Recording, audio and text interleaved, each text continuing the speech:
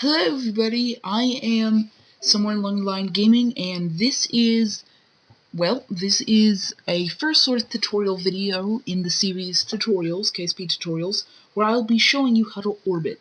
So, we're going to be using a default stock plane called, right now I'm not watching 1080p, actually in 180p, so it's very blurry, I can't see that. I can't see it. Tell me in the comments. So we're going to launch it. So first step to making an orbit is of course launching into the air. So make a space plane or a spaceship rocket, which I'll be making a tutorial for the very basics. Sorry it's nighttime. I tried the fast forward you see in a second, but it did not work because for some reason we were wobbling and we were moving, so stuff happens. Yeah, so throttle up, turn your SAS on, and if you have RCS, you can turn that on, I guess. And really just let it blast off. So as you go up, just be careful of depending on the craft. This craft looked like you go full throttle, but some crafts you'd have to, throttle down to make sure you had enough fuel. So I just fast forward a bit because that was pretty boring. But once you get around 8 or 10 meters, 8 or 10k meters up, you want to start turning over. This is because, okay, last stage, that was asparagus staging, which I'll go over in another tutorial video. So what we're doing here is we're going to the map view by pressing M, looking at our apoapsis.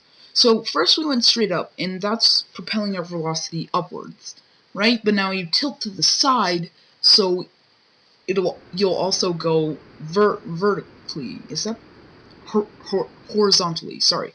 I think so. That means you start tilting over so you can get horizontally, basically. So what we're doing is just monitoring your altitude or your apoapsis, which is the highest spot in your orbit.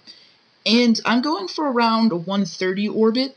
130k meters up, and that is because at 120,000 meters you can warp at 100 times speed. So as you can see, I'm just bringing it out, just going up and tilting slightly to the side, and we should be getting near 30,000. I did speed this up in a second just because it's kind of boring. So what you want to do is once you get to about where you want it to be, I usually leave about 5,000 k room. Like, let's say I was going to 130, I would make my apoapsis up to 125, because usually when you do a burn, you'll make a few mistakes, and, your apoapsis will go up or down. So what you do once you have the right apoapsis is you want to turn completely horizontally. So and then you want to fast forward up to your apoapsis. So once you get there, you want to burn completely horizontally. And what that will do is not affect your inclination or your height, but it'll just affect how wide your orbit is. So what you're doing is you wanna burn until until it basically becomes circular. Now what I'm doing right now, which is why I sped it up, is I'm just fine tweaking pretty much. Just make sure I get, about within 2,000 meters. But really from there on, you have your orbit and you can go off to the moon. This was actually meant to go to the moon, but we didn't go to the moon. I will do another tutorial video on interplanetary travels, but for now we're going to just stick with the basics. So yeah, I don't really know what else to talk about. One thing is be careful when you're going to orbit that, let's say for some reason you want to pass through your periapsis, for some reason, I don't know.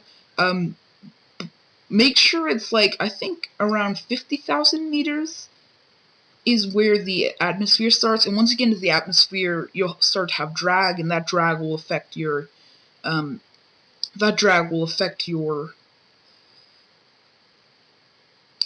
speed, and then, sorry about that, I just had a brain fart, will affect your speed, and then you'll start, lowering your speed, and then your orbit will collapse, and you'll fall down and die.